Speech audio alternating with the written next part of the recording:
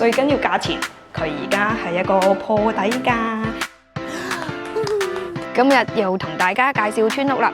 好多人住喺都市都會發現一個問題，就係每一日都要為咗充電樁而煩惱啊！住村屋就可以解決咗呢個問題啦，因為佢可以喺呢間屋前面裝個充電樁，再喺間屋嘅天台做個太陽能，唔止可以 free 翻你屋企嘅用電啊，仲可以減低咗你車嘅開支添。我哋而家一齊入屋望下啦！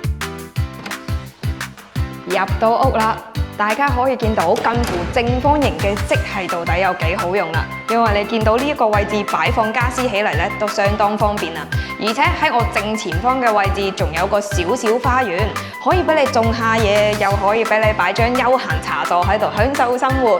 最緊要就係一個中意下廚嘅業主咧，呢一個 open kitchen 就絕對冇得頂。佢除咗有個中島喺度之外咧，後邊呢啲位置仲係 U 型嘅設計。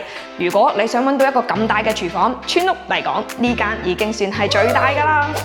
上到嚟1樓嘅位置咧，就有第一間房，小朋友嘅房，而且佢特登抽咗少少樓梯嘅位置做咗個衣帽間。而出到嚟嘅第2間房就可以做一間工作房，喺呢一度就算 work from home 都冇問題啦。而呢一間屋其實我真係好中意佢每一個廁所嘅設計，大家可以入去望下。近乎正方形積嘅設計，實用空間就梗係冇得彈啦。呢一層間咗2間房之餘，仲有一個咁四方四正嘅家庭廳啊！最重要嘅就係我身後嘅呢一個露台，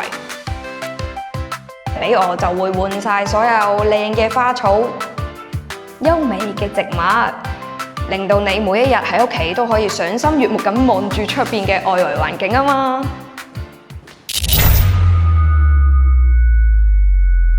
感謝關注。